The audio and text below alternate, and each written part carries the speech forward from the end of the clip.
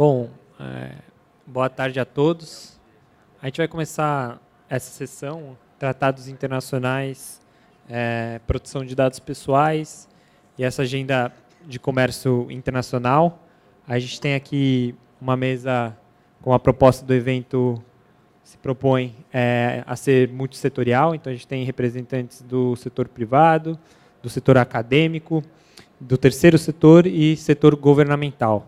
A minha função aqui, basicamente, é só de facilitar o debate, controlar o tempo, basicamente. Então, a gente vai começar com uma fala inicial do Lucas Tasqueto. Ele é professor na Universidade Federal do ABC e ele vai nos fornecer um panorama geral do que está sendo essa discussão e como ela está sendo gestada nesses organismos internacionais. Lucas. Muito obrigado, Bruno. Bruno já me apresentou, eu sou Lucas, eu tenho uma formação em Direito Internacional e Relações Internacionais, e hoje sou professor do curso do Bacharelado em Relações Internacionais da Universidade Federal do ABC. Eu gostaria de agradecer imensamente a organização do evento, que possibilitou a formação desse nosso workshop, agradecer às colegas e aos colegas de mesa que também toparam o desafio de trabalhar com esse tema que tem sido relativamente novo no Brasil. Em algumas mesas, no início desse ano, o tema de comércio eletrônico é tratado como um não tema, porque ele não vinha sendo enfrentado no debate público e acadêmico dentro dos eixos de comércio internacional. E eu e o Renato, nós começamos um movimento de trabalho junto a movimentos da sociedade civil no sentido de criar uma agenda comum entre comércio internacional e direitos digitais a partir do início desse ano. Então, esse tratamento do comércio eletrônico pelo campo do regime de comércio internacional, ele faz parte de um processo muito anterior de apropriação do regime de comércio por temas situados fora da sua esfera inicial de influência. Foi assim com propriedade intelectual, com investimentos, com serviços na década de 90, e isso acontece agora também com o comércio eletrônico e outras questões relacionadas a esse tema em particular. Então, a minha fala ela é bastante introdutória, eu vou tentar não entrar em pontos mais específicos e passar a palavra depois para as minhas colegas, para os meus colegas que vão poder aprofundar alguns tópicos em particular. Então, eu pretendo, basicamente, dizer o que é comércio eletrônico, sob a perspectiva do regime de comércio internacional, como ele ingressa e como ele vai se aprofundando nessa agenda de comércio, e aí eu faço um caminho de início do tratamento desse tema pela Organização Mundial do Comércio, seu desenvolvimento em acordos regionais de comércio, sobretudo aqueles assinados pelos Estados Unidos a partir do início dos anos 2000, e o retorno para a OMC agora nesse ano, quando o comércio eletrônico será, se não o principal, um dos principais temas da ministerial da Organização Mundial do Comércio em Buenos Aires, junto com pesca e outros temas um pouco mais secundários. Como questão de fundo, que invariavelmente alguns de nós vamos enfrentar, nós temos o questionamento se esse fórum, se o fórum do regime do comércio internacional é um fórum adequado para o tratamento de comércio eletrônico, que é um tema que vai... E aqui eu falo comércio eletrônico não estritamente definido, mas também envolvendo questões de privacidade, de proteção de dados pessoais e também direitos de consumidor. E uma segunda questão de fundo é a necessidade para o Brasil de pensar em uma agenda que congregue interesses no campo do comércio internacional, interesses no campo da tecnologia. O Brasil já foi oferecido ao Brasil a possibilidade de negociação de capítulos de comércio eletrônico, sobretudo na aproximação agora com os países latino-americanos que também fizeram parte do TPP, e o Brasil deixou para depois essa decisão, mirando, sobretudo, agora nessa próxima reunião na ministerial em Buenos Aires.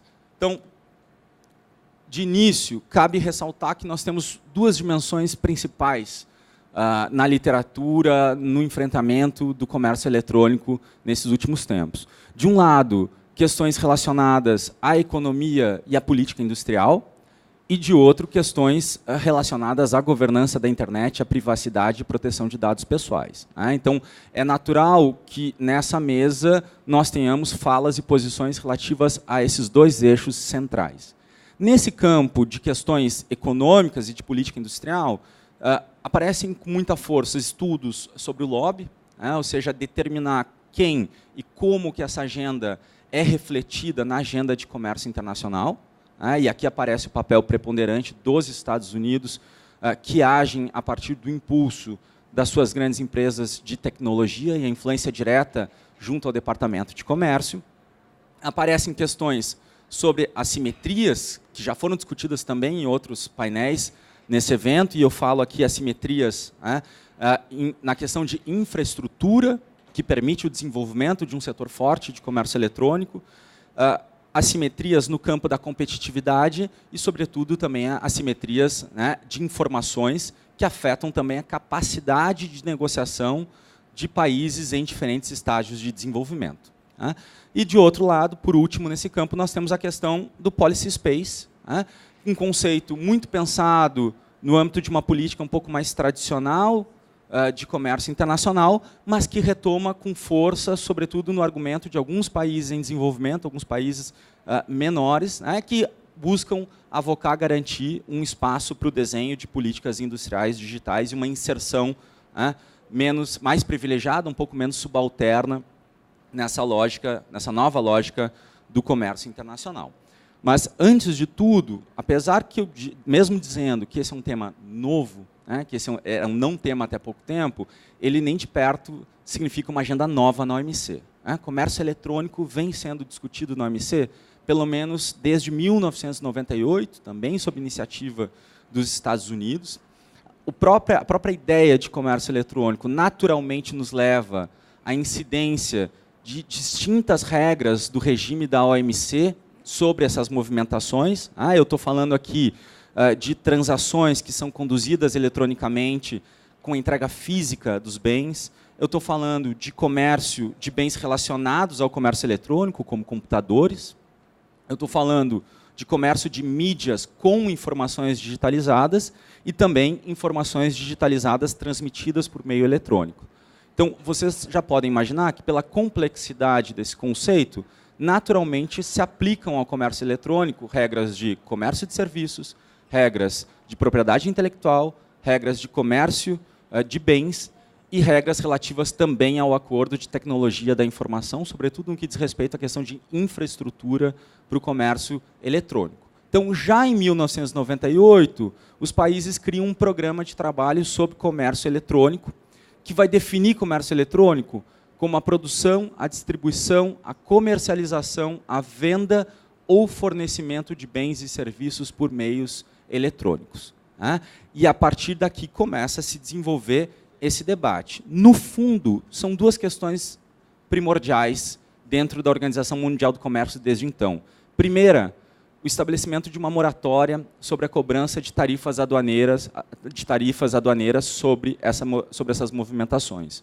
Essa moratória foi acertada lá em 1998 e ela é rediscutida a cada 2 anos. Então, hoje ela ainda é vigente e os países buscam discutir se ela será tornada permanente ou será derrubada.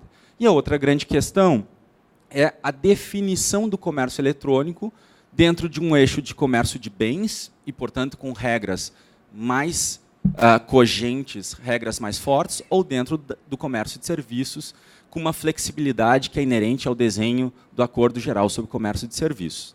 Então, eu não tenho tempo de me aprofundar sobre isso, a gente pode discutir depois. Com esse impasse, por assim dizer, dentro da agenda da OMC, paulatinamente esses temas são conduzidos para o âmbito dos acordos regionais de comércio. E aqui, de novo, o protagonismo é dos Estados Unidos.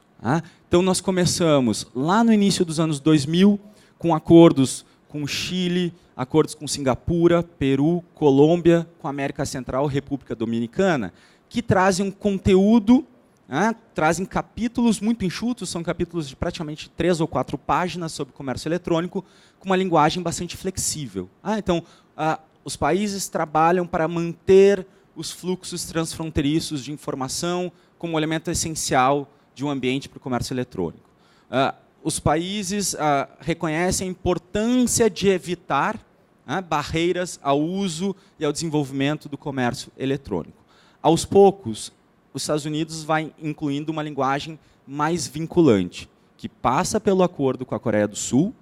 Então, os países devem se esforçar para se abster de impor ou manter barreiras desnecessárias ao fluxo de informações. Aqui eu começo a chegar perto da regra de ouro dentro dos novos capítulos de comércio eletrônico, que é a garantia, né, do livre fluxo de informações de dados através das fronteiras. Isso é alcançado com o TPP. Então, eu saio de regras bastante flexíveis e parto depois para um modelo onde esse capítulo de comércio eletrônico ele tem força legal, capacidade de imposição, a partir de uma linguagem vinculante, e está submetido ao sistema de solução de controvérsias desses acordos. Então, o quadro atual é, além de acordos bilaterais que foram negociados e seguem sendo negociados, os capítulos de comércio eletrônico seguem com muita força nas negociações daqueles acordos que nós vamos chamar de acordos mega-regionais de comércio. O TPP, que foi assinado, mas que com a eleição do Trump e a saída dos Estados Unidos desse acordo não entrou em vigor, mas segue sendo negociado pelos 11 países restantes. O TTIP, que é a parceria transatlântica entre Estados Unidos e União Europeia, também em ritmo de espera, e que incluía regras básicas sobre comércio eletrônico. O TISA, que é o Acordo Plurilateral com sobre Comércio de Serviços, que tem um anexo sobre comércio eletrônico, que vazou graças ao Wikileaks, e nós temos acesso a essas informações, e ali é interessante ver como a lógica europeia fica conciliada com a lógica norte-americana, creio que o Renato vai comentar algumas coisas nesse sentido. O RCEP, na Ásia, que envolve uma série de países asiáticos e que também tem regras sobre comércio eletrônico, e o NAFTA, vejam bem, que é, digamos, um novo pote de ouro dentro do comércio internacional para os interesses, para o lobby do setor da tecnologia, onde os Estados Unidos, dentro do processo de renegociação do NAFTA, coloca o capítulo de comércio eletrônico como um dos pontos a serem incluídos nesse novo modelo de acordo. Então, se nós formos, e aqui eu me aproximo muito do final, se nós formos olhar, esse é um quadro, é uma pesquisa do Vitor do Prado, é um brasileiro que faz parte do staff da Organização Mundial do Comércio. O Vitor faz um mapeamento dos 445 acordos regionais de comércio que estão em vigor e que foram notificados ao OMC. Desses 445, cerca de 20% deles possuem capítulos de comércio eletrônico, com uma diferente composição. Eu tenho, entre esses capítulos, de maneira bastante generalizada, a presença de regras sobre transparência, sobre tarifas, dentro daquela lógica de moratória, sobre a imposição de novas tarifas, regras de cooperação, também exceções e sistemas de solução de controvérsias, ou seja, um arcabouço mais flexível. Dentro dos acordos mais recentes, e com início incipiente, eu tenho as grandes questões. Restrições ou proibição à exigência de localização de servidores, que vocês vão ver que eu tenho um número mínimo de acordos com essas cláusulas. Cláusulas que garantem acesso aos governos ao código-fonte também, ou proíbem esse acesso também com mínimo. E, por fim, também a questão do livre fluxo de dados, essa sim é uma questão central para a nossa área. Então, eu peço desculpas, acabo me estendendo e encerro dizendo esse tema hoje volta ao OMC. Desde julho do ano passado foram circulados cerca de 17 papers pelos países. Essa negociação se dá em torno dos eixos de desenvolvimento e de pequenas e médias empresas, ou seja, para superar a rodada Doha, que era a chamada rodada para o desenvolvimento, esses países levantaram uma agenda conectando comércio eletrônico à noção de desenvolvimento e à noção de auxílio para o desenvolvimento de pequenas e médias empresas. Obviamente, isso é muito contestado, sobretudo por um grupo de países em desenvolvimento que a gente vai reunir em torno do grupo africano, coordenado por Ruanda, e que disputa com outros países em desenvolvimento, como China, como Costa Rica, como Argentina, como Chile, como Colômbia, como Peru, o que é o termo desenvolvimento e como conectar o termo desenvolvimento ao comércio eletrônico. Então, eu passo a palavra para os meus colegas, que certamente vão poder aprofundar alguns dos temas que aqui eu tratei. Bom, vou passar a palavra imediatamente para o Renato Leite Monteiro, da Universidade do Mackenzie.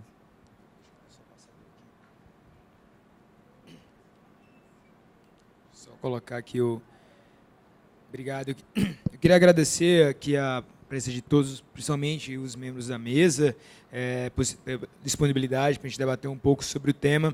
Eu e o Lucas, a gente tem pesquisado um pouco, tentando fazer esse diálogo e justamente essa interface em áreas que parecem próximas, mas que têm conceitos e uma linguagem bem distinta.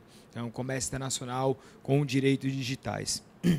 E aí, entrando um pouco já na nossa conversa, eu parto de onde o Lucas parou. Do gráfico que o Vitor mostra, quais são as principais disposições que existem nos acordos regionais de comércio ligados à proteção de dados, à privacidade e digital trade ou comércio eletrônico. Aqui, eu vou listar quais são eles, mas o que se pode identificar nas recentes negociações que existem nos tratados é justamente o foco em dados. Não só em dados pessoais, mas em dados lato sensu. E aqui eu falo, talvez, alguns argumentos que sejam lugar comum nesse fórum de discussão, que isso se dá justamente porque nós hoje vivemos numa sociedade movida a dados. Muitos falam que seria sociedade que o dado seria o novo petróleo. Eu prefiro a expressão que foi usada ontem, que dado seria o novo bacon, que seria tão atrativo quanto. Só que fica a pergunta, será que esse combustível, que muitos falam que ele seria esses dados seriam o combustível para o desenvolvimento, para a inovação, isso seria somente para os grandes players, ou aqueles que estão no norte do hemisfério, ou ele também valeria para aqueles países em desenvolvimento? E aqui a gente começa a ver a questão da antinomia que existe norte e sul. E essas discussões, que focam nos dados, elas tratam justamente elas focam no livre fluxo de informações, mas nem tanto na necessidade de ter um livre fluxo de informações e, ao mesmo tempo, garantir os direitos à privacidade e proteção de dados pessoais. E uma outra questão que é importante você ter, que gira em torno da governança da internet, e que as discussões de acordos internacionais de comércio, elas, na sua grande maioria, acontecem a portas fechadas. Enquanto que as discussões sobre direitos digitais, sobre governança de internet, na sua grande maioria, elas acontecem a portas abertas. Elas acontecem em fóruns como esses. Elas acontecem numa abordagem multi-stakeholder. E que a gente tem uma disparidade da forma como se dão essas negociações. Aqui nós listamos alguns pontos que a gente vai focar, que são os principais, que são levantados nas propostas apresentadas tanto pelos Estados Unidos, Japão, sobre comércio eletrônico. E aqui, eliminação de tarifas sobre comércio eletrônico, e aqui era algo que já existia nas discussões anteriores no âmbito da OMC, para não colocar que eles chamam entraves para a realização do comércio eletrônico, que antes era ligado muito mais em serviços propriamente dito, e aqui a abordagem é um pouco diferente. E a garantia de princípios básicos comuns do comércio internacional, como o de não discriminação, ou seja, de não ter qualquer tipo de tratamento preferencial para qualquer país ou para qualquer produto ou tipo de serviço. E aqui para alguns que são mais específicos do comércio eletrônico digital trade, que seria o livre fluxo de dados transfronteiriços necessários para ver o comércio eletrônico. Eu vou falar mais especificamente outros slides dele. Proibição de localização de servidores dentro de determinadas regiões, a obrigatoriedade de apresentar servidores em determinadas regiões, a exigências que os países signatários desses acordos eles tenham leis de proteção ao consumidor. E aqui existe uma disparidade muito grande entre você ter leis de proteção de dados pessoais e diferentes regimes com relação ao consumidor. Proibição de exigência de conteúdo local, e aqui que a gente fala de produção de conteúdo local, até mesmo, eu vou dar aqui um exemplo, questão de obrigatoriedade de serviços como Netflix ter que produzir conteúdo local ou produzir material obrigatoriamente com bases em características daquele país. Proibição nesses tratados, cláusulas que exijam o acesso ao código-fonte daquilo que está sendo... do código-fonte justamente porque a maioria dos provedores de serviços, eles são de grandes países, são dos chamados Internet Giants. Questão mais do spam, que hoje já seria hoje uma questão um pouco mais indireta. Uma obrigatoriedade para que não haja o repúdio, ou o princípio do não repúdio, a possibilidade de assinaturas eletrônicas e discussões sobre neutralidade da rede. Até a Miriam falou um pouco aqui sobre a questão de discussões órfãs, que isso já está tendo nos tratados internacionais de comércio. E aqui eu foco em alguns pontos específicos dentro de dados. Primeiro, a questão do fluxo transfronteiriço de dados, que nós vemos, e o Lucas deu um exemplo da evolução da redação, é que, nesses acordos de comércio, a influência do norte que existe na redação deles é que não haja qualquer tipo de bloqueio ou proteção maior ou qualquer entrave ao fluxo internacional de dados. E isso pode existir um desequilíbrio muito grande. Isso aqui é um exemplo de uma proposta do TISA, como estaria na redação, com os direitos de proteção de dados pessoais. Acabamos de ter um painel agora antes, em que esse tema específico foi muito discutido, sobre questões de adequação e as regulamentações de determinadas regiões do mundo, como o que está sendo discutido no âmbito de tratados de comércio internacional. Cláusulas de data location. Então, para quem não sabe, cláusulas de data location são aquelas em que determinam em que os dados eles estejam geograficamente localizados em determinada região do mundo ou em determinados países. Ou seja, isso pode acontecer por diversas razões de segurança nacional, razões de jurisdição, razões de soberania. Mas o que nós vemos nesses tratados é uma proibição para que os países imponham esse tipo de cláusula. Hoje, no Brasil, se discute, por exemplo, a implementação desse tipo de cláusula no mercado financeiro. E se a gente for verificar como é que isso poderia coadunar com o que está sendo negociado. E aqui é uma abordagem sobre privacidade. Então, nós temos uma discussão muito grande, e aqui eu confesso um pouco do que havia entre eu e o Lucas, de linguagens diferentes, em que, quando você discute comércio, você vai discutir sobre o fluxo de dados, e a gente vê pouca importância na proteção à privacidade. E a gente vê a necessidade de se garantir os direitos à privacidade, e você encontra alguns obstáculos a isso, você encontra alguns entraves. Primeiro, o conceito de privacidade ele é um conceito indefinido, ele é um conceito que varia de região para região, de país para país, de culturas e backgrounds diferentes. Como eu vou colocar isso em um acordo internacional de comércio que tende a ser um padrão, um standard internacional? E, ao mesmo tempo, nós encontramos uma tendência à não regulação, ou a imposição de padrões mínimos ao que seria a privacidade. Já que não é possível ter um conceito único para como se deve proteger a privacidade em todo o planeta, vamos estabelecer padrões mínimos para que você possa permitir aqui o fluxo de dados. Só que esses padrões mínimos, muitas vezes, são padrões mínimos de determinadas regiões do mundo, como principalmente os Estados Unidos, como foi mencionado aqui pelo Lucas, em que eles tentam impor seus próprios padrões para o resto do mundo. E se a gente pegar uma perspectiva latino-americana, uma perspectiva do sul do país, do hemisfério sul, uma perspectiva europeia, esses padrões mínimos que estão sendo colocados pelos Estados Unidos nas suas negociações, eles não se conversam entre si. E aqui eu já coloquei. E um último ponto aqui para deixar, que foi mencionado, é essa perspectiva de negociações de comércio versus uma abordagem multi-stakeholder, em que você verifica que nós não temos hoje, nessas negociações, a possibilidade de uma participação efetiva de diversos atores que podem fornecer subsídios suficientes para ter essa abordagem plurima que é necessária. E você vê que essa perspectiva fechada, ela cria uma assimetria muito maior entre o norte e o sul e facilita essa imposição dos padrões dos gigantes de internet que normalmente estão no hemisfério norte. E que eles falam que todas essas discussões, todos esses argumentos que são levantados muito no sul, eles deveriam ser considerados como barreiras ao comércio. E a ideia de protecionismo digital. Só que o que, na verdade, pode ser interpretado é que, ao eles imporem seus próprios padrões, isso sim seria um protecionismo digital. eles estariam tentando proteger o seu mercado, o seu nicho de mercado, para que eles não tenham que se valer de outras variáveis que estão presentes em outras questões culturais, com perspectivas e com backgrounds diferentes. Então, era mais ou menos isso. Eu deixo espaço para os demais membros da mesa para falarem, e eu acredito que eu falei dentro do tempo aqui. Obrigado. Obrigado, Renato. Obrigado, Renato. Eu vou passar a palavra imediatamente para Miriam Wimmer, do MCTIC.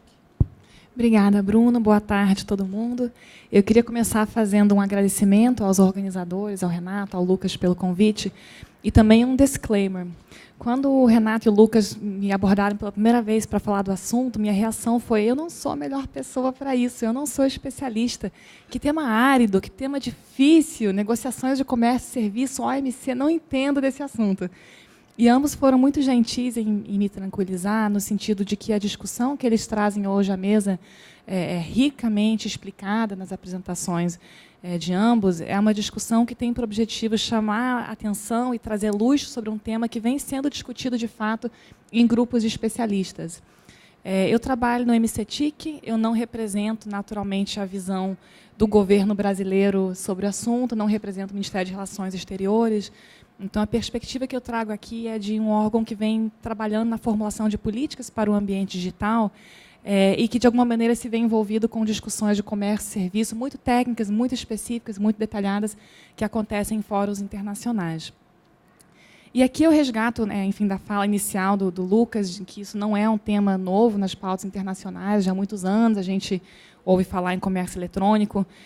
Agora, com mais intensidade, surge esse assunto por ocasião da reunião ministerial que acontece na Argentina, no fim deste ano, e também com uma nova discussão, inclusive terminológica.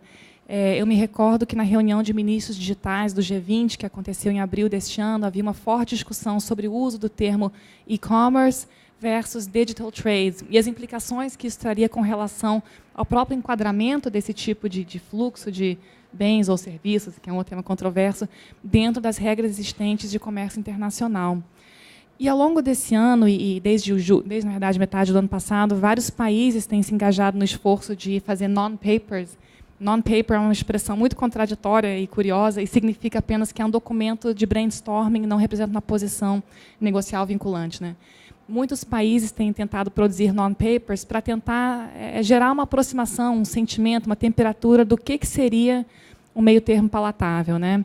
Como o Lucas e o Renato expuseram muito bem, existe uma grande controvérsia entre esses grupos de países, com posições muito polarizadas, reveladas, por um lado, na posição dos Estados Unidos, no outro extremo, a posição dos países africanos, que querem, na verdade, que esse assunto não prossiga, não seja mais debatido no âmbito do OMC, que sejam mantidas as previsões que remontam a 1998, ao passo que outros países defendem posições muito agressivas e vinculantes para serem decididas já neste momento. E quando o Renato e o Lucas me convidaram, eu me debrucei sobre esses documentos vêm sendo discutidos no âmbito do governo brasileiro, e aqui eu registro o importante papel do Ministério de Relações Exteriores em tentar juntar em torno da mesa atores provenientes de diferentes órgãos públicos, né, para tentar construir uma posição brasileira. E o que me parece é que a discussão aqui centra em torno de alguns eixos centrais, né? De um lado, o mandato da Organização Mundial do Comércio para discutir temas que tradicionalmente são vinculados a fóruns ligados à governança da internet. E aí se fala muito assim na migração de temas de governança para dentro de fóruns de governo, fóruns multilaterais de negociação. De outro lado, uma tensão muito clara e muito explícita entre uma pauta de livre comércio, de liberalização, de fluxos globais, e uma pauta de desenvolvimento, traduzida em temas muito concretos, já mencionado pelo Renato, como, por exemplo, data centers, política de localização de data center, fluxos de dados, políticas industriais. E, de outro lado, o que me parece muito interessante nessa discussão, é uma coisa que não estava tão clara para mim, é que, enfim, em muitos temas de governança, a gente verifica uma cisão entre os grupos de stakeholders, né? Então, governos versus sociedade civil, versus indústria, academia. E nessa discussão, em particular, pela sua complexidade, a gente verifica não apenas uma cisão entre os governos de países desenvolvidos e em desenvolvimento, mas também uma cisão entre sociedade civil, de certa maneira, porque nós vimos no processo de discussão que tem ocorrido até agora, manifestações fortes da sociedade civil alinhada com a posição dos países africanos, por exemplo, dizendo eu quero ter autonomia e liberdade para estabelecer políticas industriais e regras de fluxos de dados do modo que me interessa, e outros grupos da sociedade civil dizendo não, a gente acha que livre comércio, livre fluxo de dados é bom, inclusive para países em desenvolvimento, o que revela, eu acho, a complexidade, né, da pauta e a sua dimensão muito maior do que uma simples pauta de negociação pontual de bens e serviços. E aqui eu achei muito oportuno, muito engraçado. Eu vim no avião para o Rio lendo um texto do professor Marcos Dantas, que nos honra aqui com a sua presença. O professor Marcos Dantas, que enfim, é membro do CGI, há muitos anos estuda esse tema, publicou na revista Politics um texto muito instigante, muito provocativo, chamado A Internet Morreu, Viva a Internet.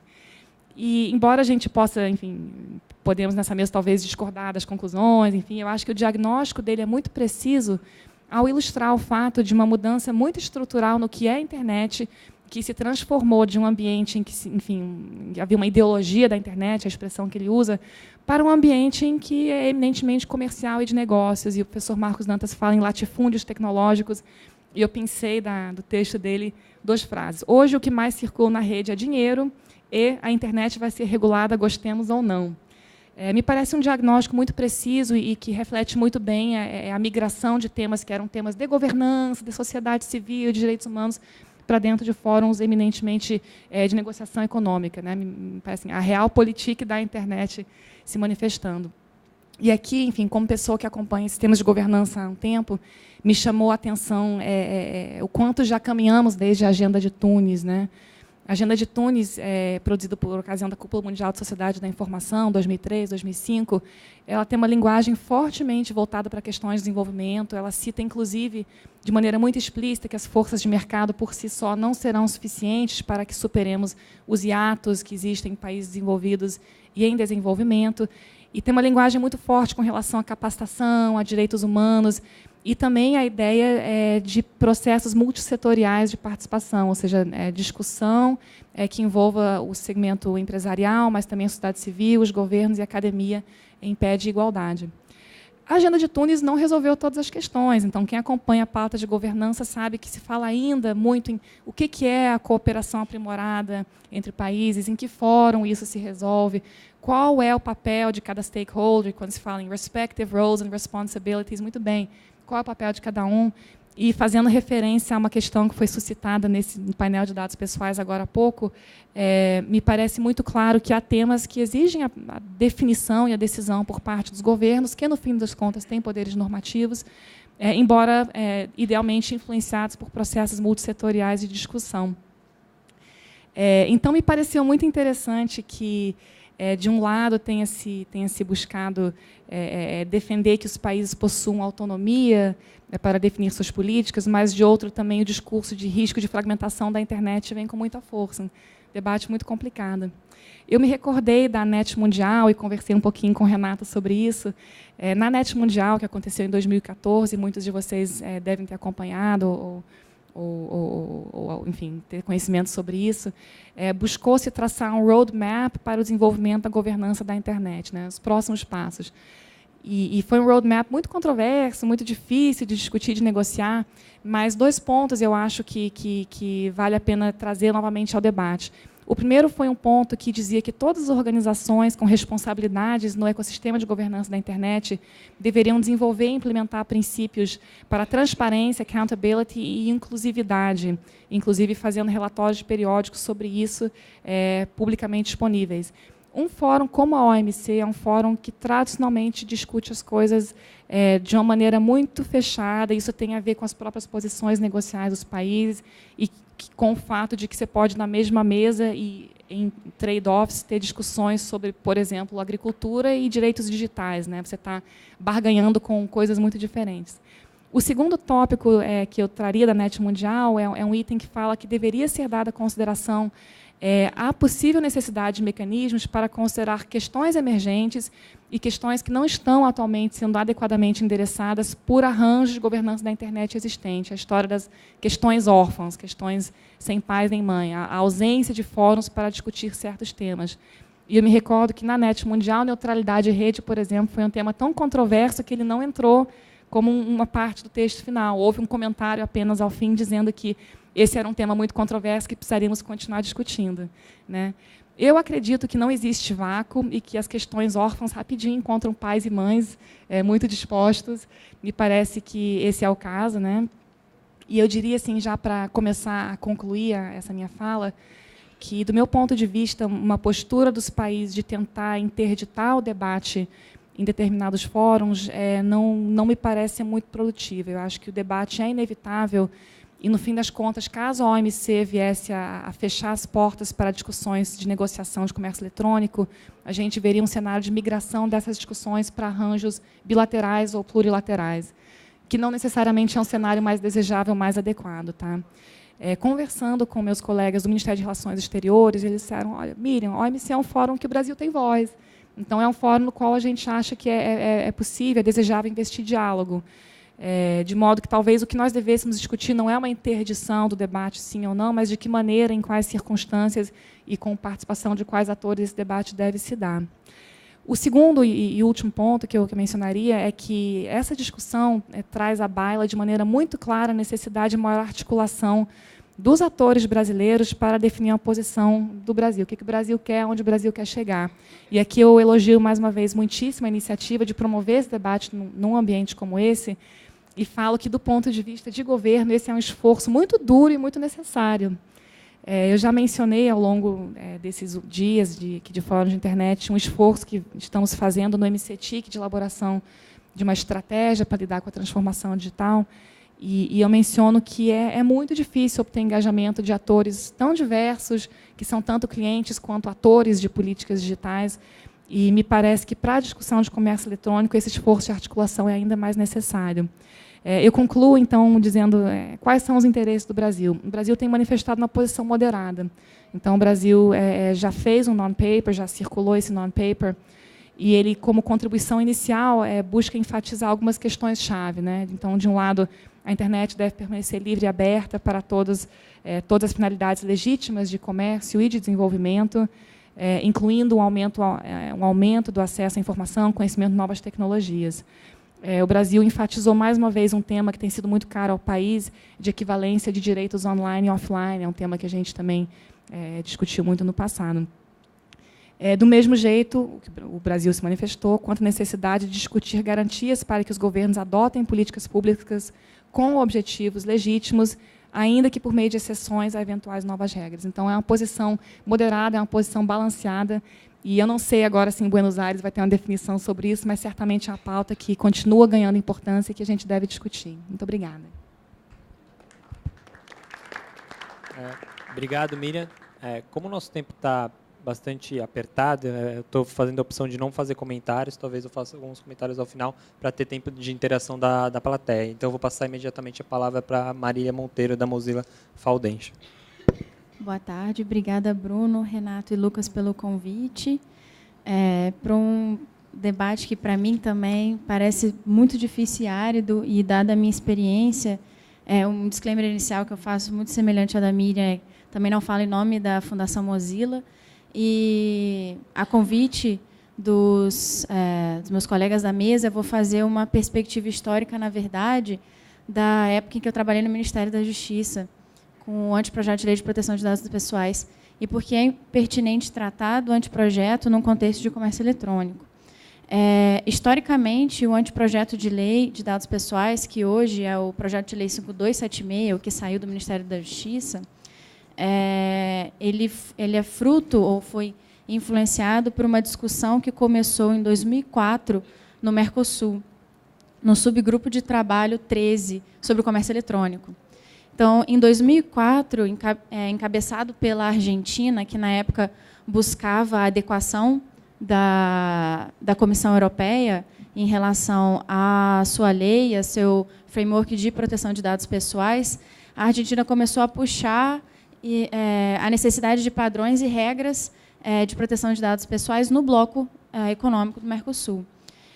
Então, o Brasil trouxe para casa, né, a discussão da proteção de dados pessoais a partir de uma necessidade de uma discussão de padrões de comércio eletrônico. E somente em 2010, então, entre 2004 e 2010, um grupo interministerial que era composto pelo Ministério da Justiça, Comunicações, Ciência e Tecnologia, Banco Central, Ministério do Desenvolvimento e Indústria, começaram a discutir como a gente ia trazer a proteção de dados pessoais para o contexto brasileiro, como ia ser feito. O modelo que se tinha no Mercosul, dos países, em 2004, que era o da Argentina e o do Uruguai, era um modelo muito semelhante ao europeu. Por isso, a necessidade e a pressão da Argentina pelo um regramento semelhante para conseguir a adequação da Comissão Europeia. Em 2010, o Ministério da Justiça, junto com outros ministérios, organizou um seminário para tratar sobre a necessidade de um regulamento de proteção de dados pessoais. E aí o DPDC, na época o Departamento de Proteção e Defesa do Consumidor, que era anterior à Secretaria Nacional do Consumidor, manifestou o interesse, então, de se discutir uma lei geral de proteção de dados pessoais no âmbito do Ministério da Justiça. E foi aí que iniciou o primeiro debate público do anteprojeto de lei de proteção de dados pessoais em 2010, em uma parceria com o Observatório da Internet, do CGI. E a primeira consulta foi entre 2010 e 2011, uma consulta baseada em princípios, principalmente. Posteriormente, foi elaborado um texto de lei que ficou em discussão interna e passou por um segundo momento de discussão a partir de um texto proposto. E esse texto ficou em discussão no governo até meados de 2013, onde houve novamente a consulta pública e a última consulta, o último debate público do anteprojeto de lei de proteção de dados pessoais. Paralelo a isso, falando do Sistema Nacional de Defesa do Consumidor, que é um sistema que existe há mais de 20 anos e que se estruturou de uma forma muito capilarizada no país. Hoje, se a gente pensa em uma estrutura que atinge desde o governo federal até municípios, seja pensando em política pública ou implementando política pública, o Sistema de Defesa do Consumidor é um desse, que eu acredito que seja um sistema que tem sucesso, embora tenha muitas falhas e possa melhorar de muita forma. A discussão de proteção de dados pessoais, pelo menos no âmbito da defesa do consumidor, ela não morreu no anteprojeto de lei de proteção de dados pessoais. O Brasil começou a ser convidado a participar de fóruns de comércio eletrônico e de defesa do consumidor e começou a ser pressionado também em relação a regras de defesa do consumidor no comércio eletrônico e defesa do consumidor na sociedade da informação. O Ministério da Justiça participava de rodadas de discussão, de revisão de regras de defesa do consumidor na ONU, por exemplo, a revisão das boas práticas da ONU para a defesa do consumidor, que há anos tenta atualizar os padrões mínimos de defesa do consumidor para o que eles chamam de sociedade da informação. O Renato trouxe alguns exemplos que passam também na discussão da ONU, relacionados a spam. Então, a discussão de defesa do consumidor no comércio eletrônico ou nos serviços digitais é uma discussão muito ampla, muito difícil e muito delicada, porque ela tenta ser uma discussão um pouco mais técnica e passa, sim, por discussões relacionadas à jurisdição e cultura, que são muito difíceis de construir consenso, e privacidade é um deles. A evolução da privacidade para a proteção de dados pessoais tenta trazer incrementos e elementos técnicos que afastem a subjetividade da privacidade para a operacionalização de questões relacionadas a dados pessoais e livre fluxo e a utilização e coleta desses dados. E, a partir daí, o governo brasileiro editou diversas normas de defesa do consumidor que hoje a gente pode dizer que constituem um arcabouço de proteção de dados pessoais no país. Não que esse arcabouço seja o desejável, não que esse arcabouço seja o que a gente tem que definir como as nossas regras de proteção de dados pessoais, mas é o que hoje a gente possui como retalhos de regras de proteção de dados pessoais. Então, em 2013, nós editamos o Decreto de Comércio Eletrônico. O Decreto de Comércio Eletrônico do Brasil ele tenta trazer algumas das discussões internacionais para o contexto nacional, para além do CDC. O CDC, embora uma lei antiga, não é uma lei ruim, ela é uma lei bastante principiológica e que oferece instrumentos a serem utilizados. O CDC é de o quê? Tem mais de 20 anos do CDC hoje. Ainda assim, o CDC oferece instrumentos a serem utilizados nos serviços digitais e, desde a sua concepção, o CDC já pensava em questões relacionadas a dados pessoais. Em seu artigo 43, o CDC trata das bases de dados de crédito, né, as informações negativas de crédito. Então, a defesa do consumidor, embora um foro limitado para se discutir privacidade, é um foro que oferece instrumentos para a discussão. E, como a Miriam falou, é uma discussão tão importante, tão relevante, que a gente não pode excluir nenhuma voz.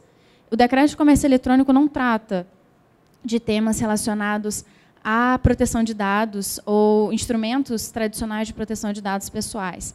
Ele trata de questões que são um pouco uma... A gente trouxe do mundo offline para o mundo online algumas preocupações para tentar proteger o consumidor. Então, o nosso Decreto de Comércio Eletrônico é quase um decreto de compra fora do estabelecimento. Trata até de compras coletivas, que eu acho que ninguém mais usa peixe urbano para comprar nada. Mas o nosso Decreto de Comércio Eletrônico tem lá artigos sobre compras coletivas. Então, é um decreto pobre. Poderia ter sido mais inovador, sim, mas ele também foi muito influenciado. E muitas das suas limitações vêm para uma outra discussão que aconteceu paralelamente, mais ou menos na mesma época, foi a edição da Lei do Cadastro Positivo.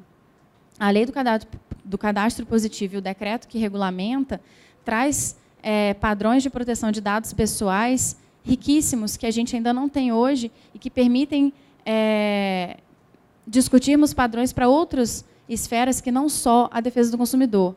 Então, a Lei do Cadastro Positivo traz para o Brasil elementos como revisão de decisões automatizadas, um consentimento mais informado, a questão da transparência de bases de dados e comunicação de compartilhamento de dados. Então, a Lei do Cadastro Positivo, ela, no âmbito de comércio, no âmbito de defesa do consumidor, ela traz traz instrumentos que nos faltam de uma forma muito delicada no Brasil.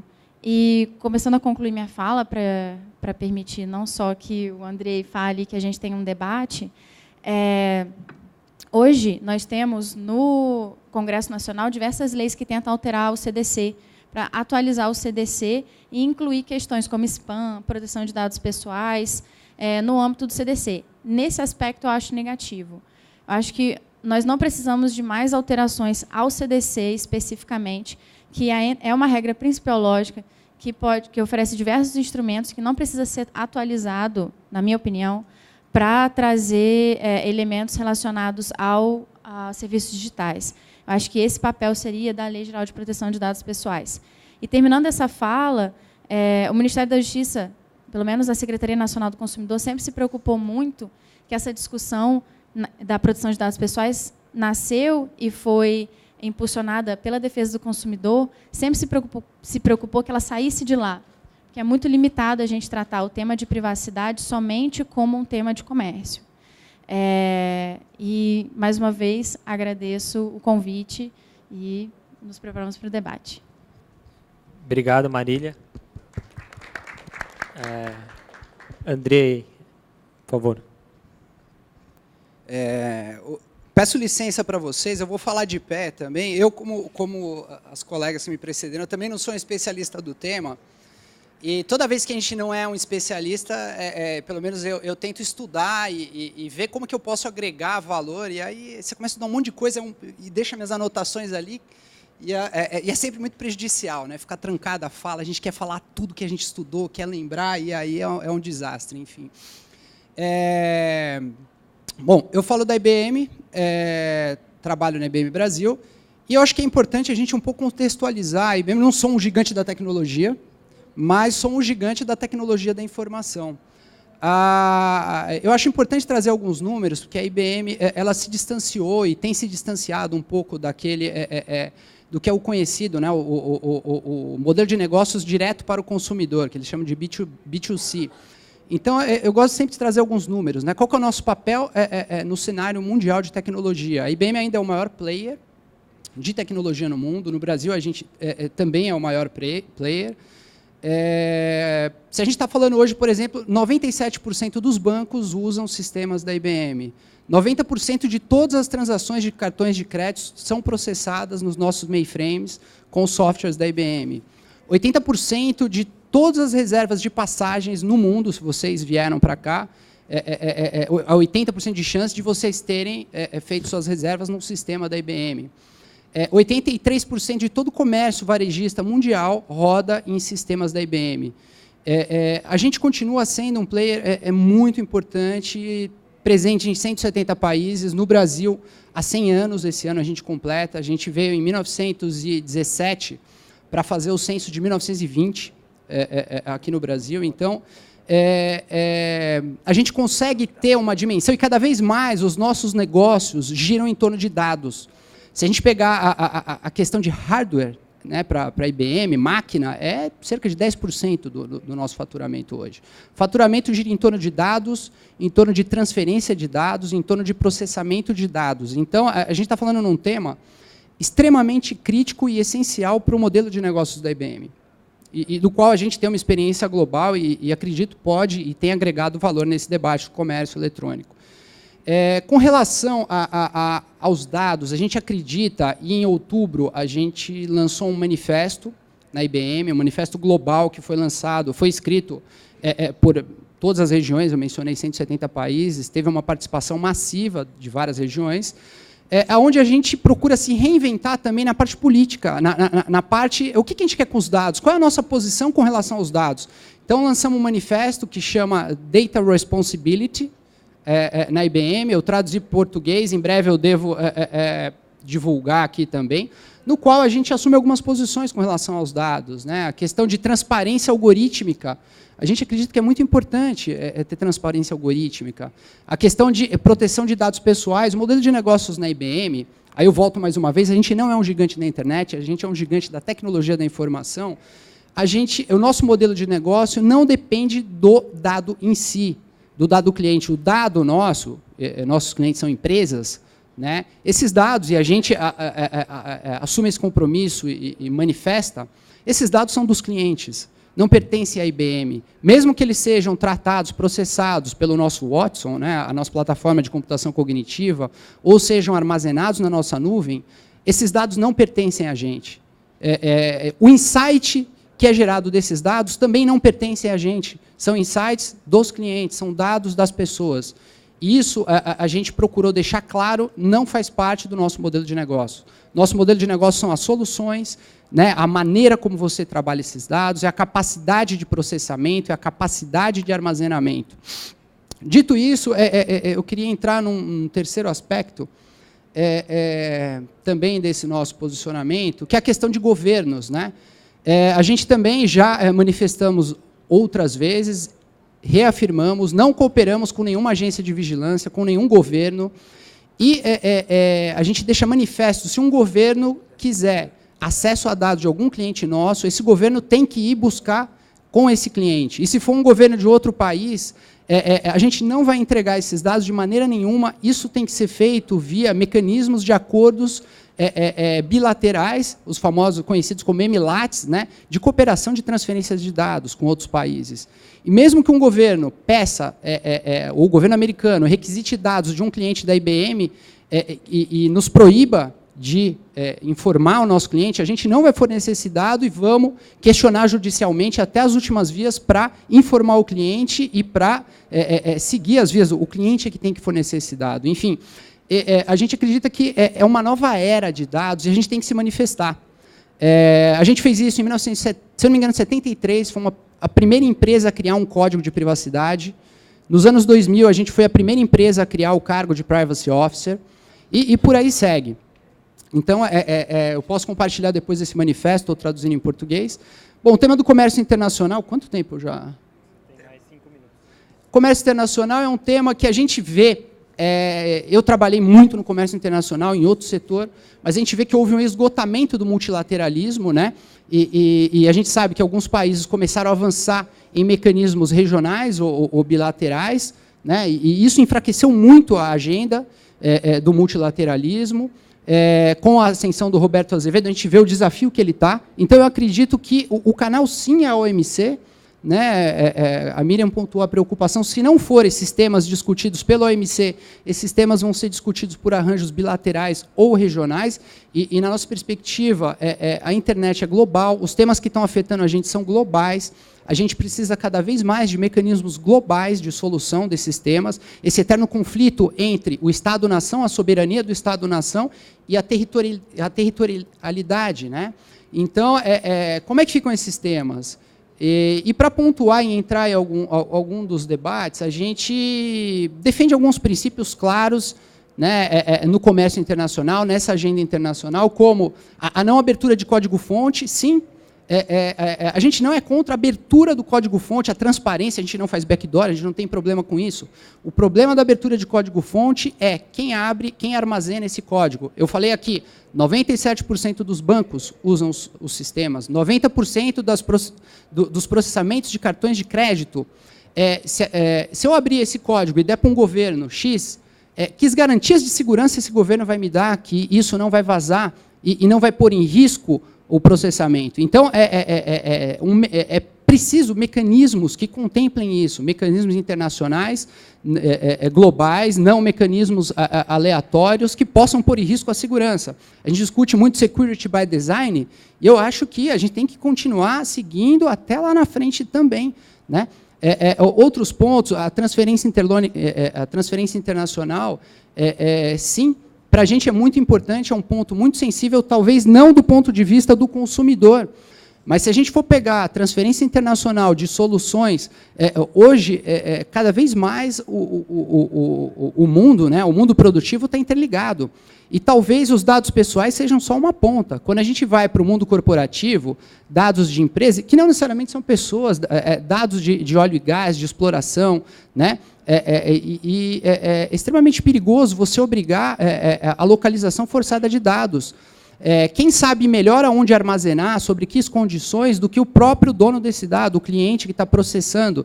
Então, a gente acredita que a localização de dados ela não tem que ser forçada, ela tem que ser uma escolha do cliente, não um decreto que vai resolver a segurança, e sim o cliente que trabalha esse dado, que sabe a criticidade desse dado, ele vai escolher que tipo de solução, em qual país, e até mesmo a nuvem, o conceito de nuvem. Né? Hoje em dia a gente discute muito do thread, né, como uma alternativa de segurança. Você fragmenta aqueles dados em vários pedaços e divide em vários data centers. Né? Então, a própria segurança ela é colocada também em risco quando você obriga uma localização forçada de dados. Enfim, para pontuar alguns temas, e a gente fica aberto ao debate. Mais uma vez, muito obrigado aí ao convite e muito obrigado pelo público, a atenção de vocês. Obrigado, Andrei. Bom, eu acho que essa mesa foi bastante rica, navegando desde uma fala conceitual para colocar todo mundo na mesma página por parte do Lucas, até questões mais temáticas, aprofundadas de proteção de dados pessoais, passando pela Miriam e pela Marília, que colocaram como essa questão foi pensada a nível governamental, tanto no MJ, na época que a Marília fazia parte da equipe da Senacom, como a Miriam falando por parte do MCTIC, e também dando uma perspectiva de como que há esse diálogo junto com o Ministério das Relações Exteriores, e depois o Andrei complementando como isso impacta no dia a dia, enfim, o próprio setor privado. Eu vou abrir para perguntas e eu vou fazer algumas provocações do que eu consegui anotar aqui e fazer um breve resgate de como que essa agenda econômica e internacional, especificamente sobre proteção de dados pessoais, ela tem aparecido, tem surgido, e uma coisa que me chamou muita atenção foi um vocabulário, uma terminologia bastante comum, que é de livre fluxo informacional transfronteiriço. Tanto, como ficou bem claro nessa agenda de tratados internacionais, mas também em mecanismos normativos que não são vinculantes, mas especificamente nossa OCDE, essa linguagem também ela é bastante comum. Se vocês for analisar o OCDE Privacy Framework, enfim, desde as guidelines lá de trás, sempre aparece essa terminologia livre fluxo informacional transfronteiriço, ainda que elas trabalham com lógicas diferentes de guidelines ou de tratados, normas vinculantes. E aí uma questão que assim surgiu para mim é que essas guidelines da OCDE, lá da década de 80, elas serviram para trazer uma uniformidade normativa de vários países que adotaram leis gerais de proteção de dados pessoais ao redor do mundo. O conceito de dado pessoal ele é praticamente, se não o mesmo, muito idêntico em vários países que têm essas leis gerais a partir do conceito que foi prescrito lá atrás pela OCDE e vários outros direitos clássicos de proteção de dados pessoais. A primeira coisa que me surgiu a nível de reflexão foi, bom, se tem essas agendas em paralelos, até que ponto tratados internacionais poderiam quebrar essa uniformização que foi criada e foi tracionada pelas guidelines da OCDE e agora revisadas mais recentemente em 2007. E aí, olhando para a organização OMC, se realmente, como a Miriam trouxe, o Lucas também questionou, se é um fórum adequado para tratar de questões relacionadas a comércio eletrônico e, de uma forma geral, mais a respeito de proteção de dados pessoais. E uma coisa que me veio à mente, especificamente sobre questões normativas, assim, de prescrições de normas de comando e controle, diremos assim. Por que eu estou falando isso? Porque um dos dramas, mesmo em países que têm leis gerais de proteção de dados pessoais, essas leis são uniformes, não é necessariamente se ambos têm um quadro jurídico, um ordenamento jurídico similar, mas é uma questão de enforcement.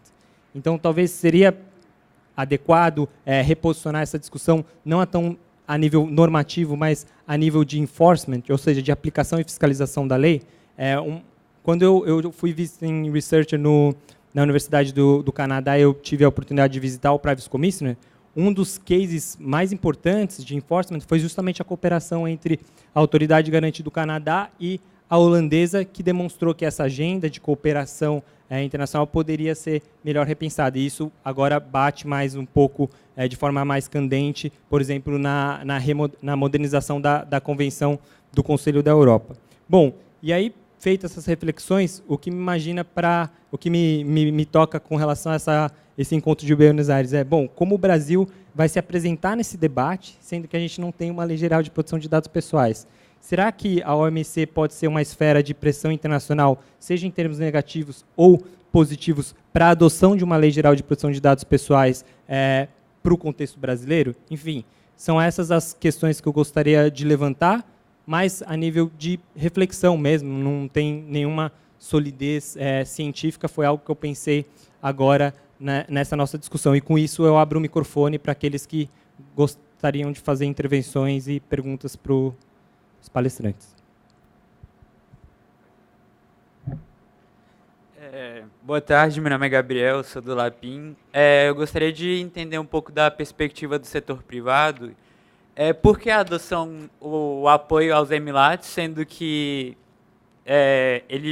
o setor privado pode economizar muito mais em relação ao trâmite judicial, a economia de economia de questões advocatícias? Por que apoiar o Emirates, sendo que ele pode ir para um procedimento arbitral ou até mesmo um acordo de uma regulação, uma corregulação, um acordo entre parcerias público-privadas? Por quê? Obrigado. Eu acho que se alguém tiver mais alguma intervenção, a gente pode fazer por blocos. Diego? Oi, eu tenho. Boa tarde. Eu sou o Diego, da assessoria do Comitê Gestor da Internet, mas falo na minha capacidade pessoal aqui. Acho que o painel foi muito, muito bacana. Me despertou o painel várias coisas. E a intervenção é uma intervenção de teoria política internacional, né? Porque eu acho que o que o Andrei falou, quando ele trouxe a questão de o multilateralismo foi abandonado, né, ele mexeu com o que há de mais caro para mim no estudo da política internacional. Isso tem a ver com o que o Lucas trouxe, com o que o Renato trouxe, acho que premiou bastante a fala da Miriam, né? Onde é o lugar onde o Brasil tem uma voz, onde é o lugar onde os países do sul global conseguem se articular. E aí eu penso uma coisa que o Renatinho falou. Ele trouxe algo como negociações de comércio versus uma abordagem multissetorial. E aí sim vocês tocaram assim no que ainda me é mais caro do que essa tensão entre multilateralismo e multissetorialismo. Esse despertar tardio da governança da internet para coisas de comércio, ele não é uma consequência de gente que não pensou nas coisas e coisas que estão absolutamente apartadas, né? tem 3 coisas que, quando a agenda de Tunis definiu o que é governança de internet, não entraram em uma definição de governança da internet. 1, gestão dos recursos críticos da internet. 2, questões de propriedade intelectual. E sequer aparece no documento do grupo de trabalho sobre governança da internet questões de comércio internacional. Porque a gente está vivendo uma fase das relações internacionais aí, nesse momento, que a professora Maria Regina Soares de Lima, aqui do Rio de Janeiro, chama de desconstitucionalização como reflexo dos interesses neoliberais no âmbito da política global. Acordos bilaterais de comércio, pequenos clubes e acordos preferenciais de comércio, como o Lucas mostrou para a gente, passam a ser o novo normal nas relações internacionais, e a OMC começa, depois da falha da rodada de Doha, a adormecer. Só que as coisas de comércio internacional, que tocam comércio eletrônico, de produtos e serviços, estão ali. E telecomunicações, eu acho que é o lugar onde fica isso mais marcado ali dentro, né? E agora a gente começa a tratar dessas questões, e aí a gente tem um grande buzzword, né, uma palavra mágica que resolve todos os problemas, que é o multissetorialismo. Como uma grande antítese a esse multilateralismo. Só que multilateralismo é o que salvou um mínimo de democracia nas relações internacionais do século XX, porque livrou a gente do bilateralismo, do unilateralismo e coisas do gênero. Multilateralismo não é intergovernamentalismo, que é o que acontece na OMC, por exemplo, né? E aí a pergunta que eu faço desculpem a longa introdução, mas a pergunta ela é basicamente a seguinte: como é que Lucas, Renato, que trouxeram essas coisas, veem a possibilidade de a gente retomar a via do grande clube da política internacional, o multilateralismo, de uma forma que seja multissetorial? Ou seja, como é que a gente garante que todos os povos sentem em uma mesma mesa e tratem das coisas multissetorialmente? Porque, assim, não há nada mais multissetorial do que uma delegação de comércio dos Estados Unidos. Eles trazem um avião com todos os setores da sociedade, vão brincar de diplomacia com o Peru, e aquilo não é multilateral, vejam essa palavra horrível, mas é multissetorial, todos os setores estão representados, e acordo bilateral Estados Unidos e Peru, ele é muito legítimo, setores da sociedade estão relacionados. Então, eu queria saber de vocês, né? Vocês veem a possibilidade de, com os estudos de vocês aproximando governança da internet e comércio exterior, finalmente fazer todo esse povo que está aqui no Fórum de Governança da Internet enxergar que multissetorialismo e multilateralismo são 2 conceitos que precisam andar juntos para um mínimo de civilidade nas relações internacionais, ou a gente ainda vai continuar nesse esforço constante, persistente, do polo do sistema internacional de avançar o interesse de desconstituir tudo aquilo que a gente constituiu no século XX. Obrigado. Bom, vou encerrar esse bloco e vou passar para os palestrantes reagirem às reflexões. Você quer começar, Lucas? Pode ser. Primeiro, reagindo a um pedido de antes, de quem estava assistindo, vocês podem colocar de novo, por favor, nos primeiros slides?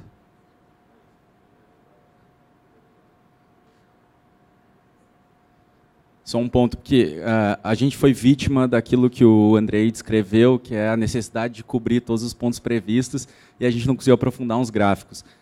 Então, o gráfico que eu e o Renato nós trabalhamos, vocês viram ali que ele tinha 3 níveis diferentes, 3 cores, né? Porque é uma divisão de acordos norte-norte, que desenvolvidos, que são os em azulzinho.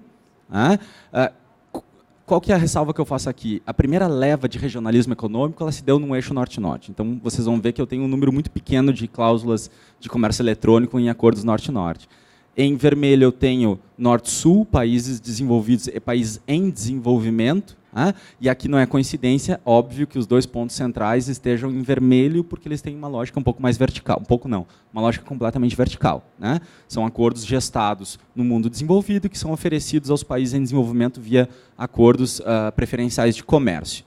E em verde eu tenho os acordos sul-sul, os gloriosos acordos sul-sul, que é um boom mais recente, por assim dizer, de assinatura de acordos, e que acabam emulando as características dos acordos mais tradicionais norte-sul. Eu estou falando aqui, sobretudo, de Chile, Peru, Colômbia, México, né, na América Latina. E os vetores na Ásia, que reproduzem também um modelo de acordo que já foi aprofundado anteriormente. Então, desculpa não ter feito referência antes. De nada, que isso. E eu quero ilustrar rapidamente, quer dizer, adorei a fala da Miriam, acho que, enfim, conseguiste trabalhar alguns pontos que eu queria aprofundar e a gente não teve tempo. Né? Esse mapa de posições é um mapa da Marília Maciel, muitos de vocês devem conhecer ela, e a Diplo Foundation vem acompanhando essas negociações com muita força, né? E certamente também estarão na ministerial agora em dezembro. E aí, dialogando com o que a Miriam colocou das posições, é interessante ver como esses 17 non-papers, que refletem, né, uma proposta não oficial de agenda, mas são posições dos países que eles não se vinculam a elas, a gente vai ver que a gente tem a posição dos Estados Unidos lá de julho de 2016, né, aí vem o Trump, por uma questão estratégica, né, os Estados Unidos não querem reforçar o sistema multilateral de comércio, então eles se colocam ao lado desse debate. Quando eu digo se colocam ao lado, eu não estou dizendo que eles desistem, né? Eles dão um apoio por trás. Se você quiser representar essa agenda, vai, por favor. Né? Então, a gente vê as posições extremas, posições como da União Europeia, da Austrália, do Canadá e de alguns países latino-americanos que querem criar um novo grupo para negociações já a partir do ano que vem, com mandato um pouco mais amplo. Então, a discussão aqui está em relação ao mandato. Há mandato ou não para discutir comércio eletrônico na OMC? Esse é um dos pontos centrais que vão ser certamente debatidos no início das negociações, agora em dezembro. No outro extremo, eu tenho a posição do grupo africano, comandado por Ruanda, Uganda e África do Sul, que dizem não. Enquanto não forem cumpridas as promessas da rodada Doha, as discussões sobre algodão e agricultura, nós não queremos uma nova estrutura e um novo mandato para comércio eletrônico. No meio do caminho, posições bem particulares da China, voltadas aos seus interesses, então transações sem papel, certificados e formulários eletrônicos, reconhecimento de assinatura eletrônica e facilitação de comércio. Ou seja, nenhum tema de privacidade e proteção de dados, óbvio. Mesma coisa com a Rússia. E, de outro lado, a gente tem essa disputa sobre o termo desenvolvimento entre o grupo africano e um grupo representado pela Costa Rica, que são amigos do comércio eletrônico para o desenvolvimento. Então, um grupo mais à esquerda, assim dizer, e um grupo mais à direita, que ficam disputando se deve ou não ter um mandato específico. Então, dialogando com as perguntas do Bruno, rapidamente, e depois a pergunta do Diego, que é uma pergunta muito complexa e também me motiva, o Bruno perguntou sobre a questão de enforcement. Aqui vem...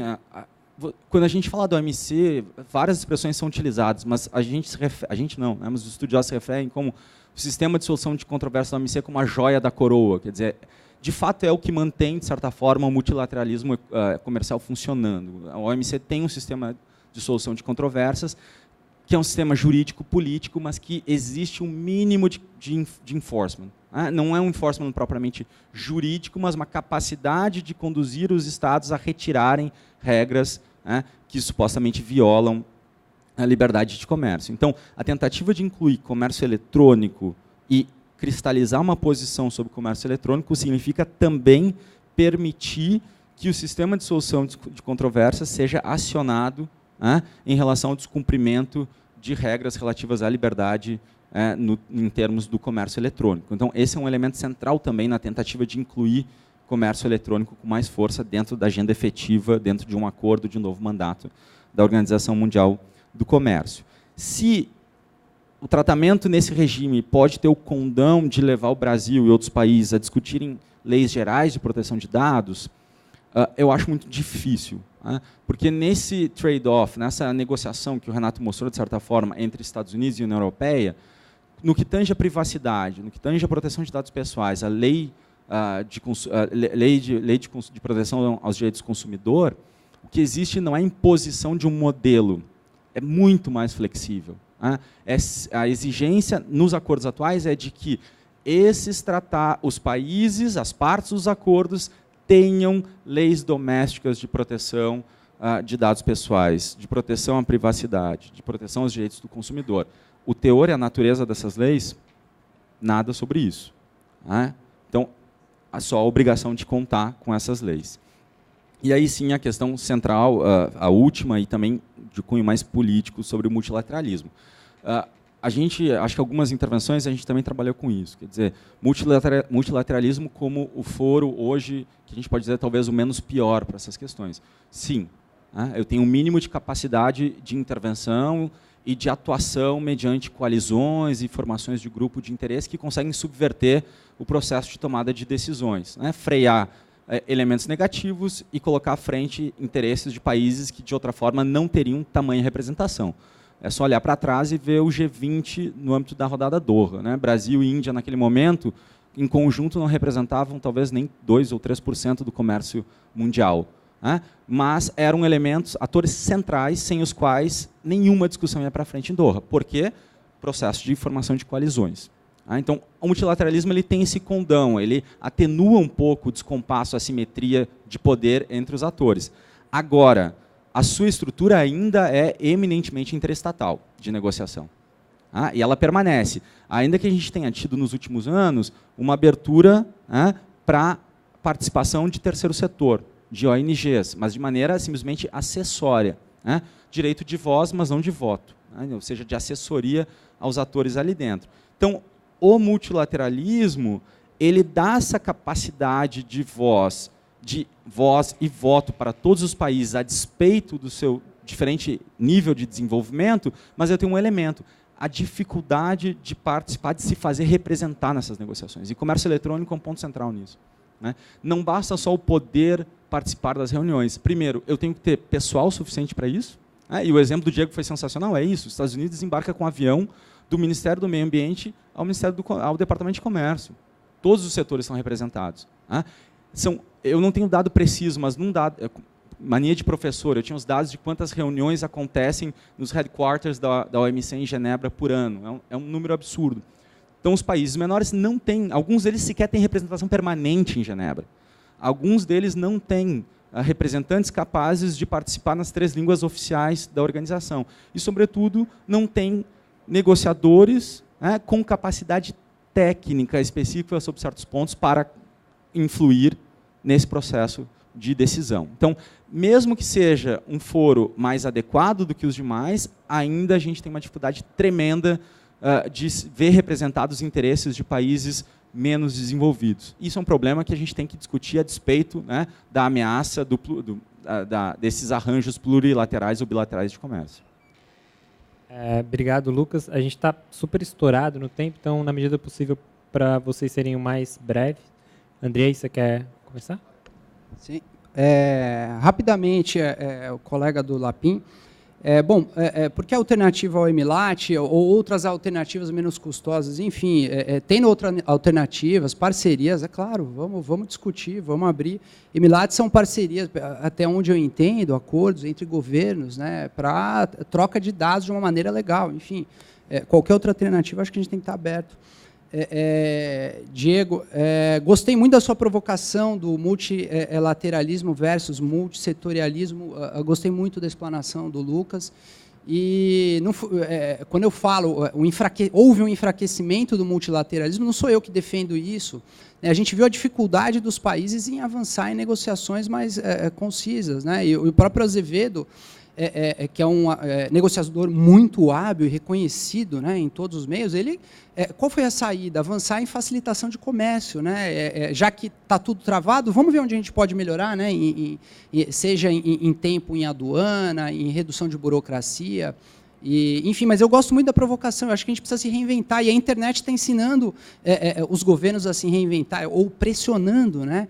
E por que não? A gente tem épocas de discutir a democracia e etc., mas eu acho que o multissetorialismo passa aqui dentro de casa também, o CGI é uma boa experiência, mas como a gente pode ir além também, né? Porque, quer queira, quer não, nossos instrumentos de resolução de controvérsias dentro das fronteiras também são os governos, com exceção do CGI. Não sei, deve ter outra, mas temos isso. O que estamos fazendo para construir isso dentro de casa também? É uma provocação interessante que a internet coloca para a gente. E, para terminar e fazer uma propaganda, qual a expectativa com relação à reunião de Buenos Aires, da OMC? A gente tem muita expectativa, como IBM. A gente patrocinou, fomos um dos principais apoiadores de uma iniciativa da ICC, começou com a ICC Brasil. A gente chamou o Roberto Azevedo, fizemos algumas reuniões com o Roberto Azevedo, ele adorou a possibilidade de usar tecnologias nesse sentido de facilitação do comércio mundial. Por que não a gente começar a pensar? E aí a gente está num estudo que chama Intelligent Tech and Trade Initiative. como as tecnologias como blockchain, por exemplo, ou inteligência artificial, podem auxiliar os países a reduzir os processos, a melhorar né, o fluxo. Por exemplo, a carta de crédito deixaria de ser desnecessária se você tem um smart contract, reduzindo o custo de exportador e importador, gerando riqueza e elevando o comércio mundial a um nível sem precedentes. E elevando a própria arrecadação. Né? Imagina as aduanas todas conectadas e unidas. É lógico que a governança tem que pensar um órgão central. Mais uma vez, é interessante esse ponto do multissetorialismo, mas o que a tecnologia pode fazer? Na terça-feira, a gente terminou discutindo, precisamos sonhar. Eu acho que a gente pode sonhar, sim. Tem os perigos, né? A gente tem que sonhar também com os perigos e precaver a eles. Eu acho que o Black Mirror é fascinante, mas vamos sonhar também com as coisas boas e positivas. Enfim, então está previsto um estudo, entrevistas, a University of Columbia entrou também para fazer essa pesquisa. Então a gente tem boas expectativas aí para Buenos Aires, mas para além do campo de negociações, né? Para estimular essa reflexão, como a gente pode ir além e olhar para frente. Obrigado. Obrigado, Andrei. Desculpa ser injusto, mas a gente tem que terminar o quanto antes. Renato? Tá, eu tenho um ponto específico que o Bruno mencionou, que ele disse as guidelines da OCDE, essa questão de fluxo transfronteiriço de dados e o que tem sido tratado agora nos tratados internacionais de comércio. Talvez valha trazer aqui rapidinho o surgimento dos guidelines da OCDE. Se deu justamente no final dos anos 80, da discussão do princípio da autodeterminação informacional. Então, a ideia de fluxo de transfronteiriço de dados, ele nasceu com a ideia de preservar direitos básicos do indivíduo para poder controlar o fluxo dos seus dados. E aí, isso de 77, 80, 81, Convenção 108, Diretiva Europeia de 95, Regulamentação Europeia. A base foi a mesma. Já quando a gente vê o que tem sido feito, algumas, não imposições, mas discussões têm sido feitas em tratados internacionais de comércio, é que é necessário você ter leis internas de proteção de dados pessoais, como uma obrigação decorrente de ser signatário desses tratados internacionais de comércio, como o Lucas mencionou aqui. Elas não vai dizer como deve ser essa redação interna, só que ela diz que essa redação interna das leis de proteção de dados pessoais não pode ser entraves ao comércio. E justamente o que a gente discute dessa imposição Norte-Sul é que eles consideram muitas das regras oriundas aqui de discussões de 77 para cá como eventuais entraves ao comércio. E aí a questão, será que essa discussão no âmbito de comércio internacional ela vai se sobrepor às origens das discussões que levaram à regulamentação do fluxo transfronteiriço de dados? Eu acredito que de Buenos Aires para frente nós poderemos ver como isso vai dar. Eu particularmente espero que não. Obrigado, Renato. Eu vou passar a palavra para a Miriam imediatamente. Obrigada, Bruno. Eu não vou me atrever a responder as questões que mais me suscitam dúvidas do que respostas. Apenas registro que do comentário do Diego me pareceu muito interessante destacar que multilateralismo não é igual ao governamentalismo. Eu acho que essa é uma evolução na discussão que temos feito sobre a possibilidade de conciliar multilateralismo e multissetorialismo, muito interessante nesse contexto. E eu queria concluir só falando que, do ponto de vista do Brasil, a forma como a gente se posiciona nesses fóruns é diretamente decorrente do nosso desafio de competitividade. Então, países que são competitivos em tudo querem liberalizar tudo, né? Temos um desafio interno a vencer, inclusive com relação à inserção verdadeira de pequenas e microempresas no cenário de comércio eletrônico global, dominado por poucas grandes plataformas digitais, digital marketplaces. Então, me parece que, em conjunto com essa discussão muito concreta que desemboca na OMC sobre negociação de barreiras tarifárias e não tarifárias, existe uma discussão de política pública a ser realizada no âmbito doméstico sobre competitividade e inserção internacional. Obrigada pela oportunidade. Obrigado, Miriam. Marília, por favor. Eu vou ser breve, Bruno, e vou tocar apenas no teu ponto do enforcement, né?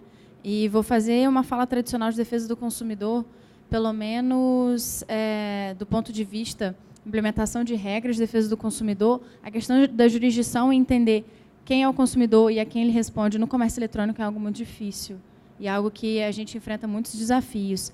E lá na Senacom, na época que a gente apresentou o projeto do consumidor.gov.br, que é uma plataforma online para solução de controvérsias em comércio eletrônico, já existe uma iniciativa que se chama consumidor.gov, em espanhol, e eu acho que em inglês é consumer.gov, então se você errar o endereço do brasileiro, você vai cair que é uma parceria entre Estados Unidos e países hispanohablantes para criar a mesma coisa que a gente criou aqui no Brasil, mas para comércio eletrônico. Muitas vezes porque você é um consumidor que está aqui no Brasil, mas você está contratando numa empresa chinesa e você não pode procurar o seu PROCON preferido para solucionar o seu problema, porque ele não entrega.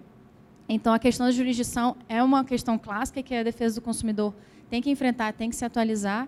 E outra que é uma questão pouquíssimo sexy e nem um pouco interessante é a questão da inteira cadeia de consumo do comércio eletrônico. No Brasil, a gente enfrenta questões muito ainda tradicionais e enraizadas, que é o problema de entrega. Na época que a gente estava discutindo o decreto dos produtos essenciais, que é um decreto, enfim, que ninguém gosta de lembrar, a questão da entrega e criar padrões e prazos de entrega num país como o Brasil, em que, para você entregar em algumas localidades, você precisa de 3 tipos de transportes distintos, é muito complicado. E existem hoje empresas, por exemplo, chinesas de eletrônica que não entregam mais no Brasil, por questões de prazos de entrega e os nossos problemas de correios e afins, e as taxas. Então, empresas que não entregam mais, falar, você quer entregar no Brasil? Não vamos entregar. Então, o comércio eletrônico no Brasil, do ponto de vista de defesa do consumidor e aplicação de regras, ainda enfrenta o problema da jurisdição e problemas da inteira cadeia do comércio. Obrigada. Obrigado. Eu queria muito agradecer a presença de todos vocês. E só resgatar uma questão e reagir à provocação também do Lucas. Quando eu estava pensando em termos de enforcement, por exemplo, um deles é você prever, eventualmente tratados, a própria criação de uma autoridade garante. Porque na Convenção 108 tem todas as delimitações normativas, mas ela obriga que você, aderindo à Convenção, você teria que ter uma autoridade garante com poderes de polícia. Porque, ainda que você tenha alguns private commissioners, eles não têm poder de polícia. O máximo que você recebe é uma cartinha dizendo, olha, seu direito foi infringido, vai no judiciário e corra atrás disso. Então, também você prevê a adoção em caráter doméstico de uma lei de proteção de dados pessoais e uma autoridade garante com poderes de enforcement para depois você pensar no outro passo no futuro para a cooperação dessas autoridades a nível transnacional de um enforcement, talvez seria uma agenda positiva e propositiva nesse cenário da OMC, por exemplo, ou em outras esferas. Então, era isso. Mais uma vez, muito obrigado e parabéns aos sobreviventes desse segundo dia até às 5h30 da tarde, discutindo governança da internet e esse tema super árido que é tratados internacionais. Obrigado, gente.